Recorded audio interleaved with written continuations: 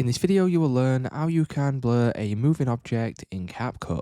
So first of all, what you need to do is add your footage to CapCut and then drag it to your timeline. So for example, I'm going to blur this person's face, which is moving. Now this can be any object. It doesn't have to be a face. It can be pretty much anything you like. It's the same process.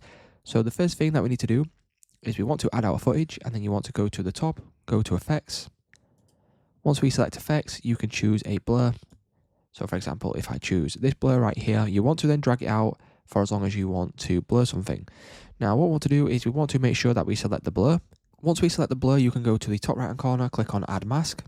You can then choose a shape, or you can shape it yourself. So for example, if I choose a circle in this case, go over here, and then you can then resize this. So if we click on the blur, you want to resize this to around the object.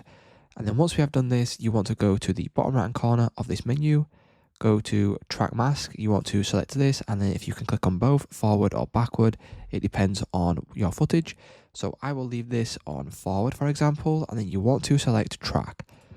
Now once you do this, it will then analyze your footage, and then it will add a lot of different keyframes. And then what you'll notice is that this will then track this person's face or whatever object that it is moving.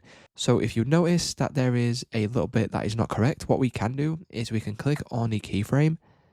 And then once we click on the keyframe, you'll be able to go into this, you'll be able to resize this, you'll be able to move this around, and then you'll be able to rectify any mistakes in the footage. So it's just that simple. That's how you can blur a moving object in CapCut.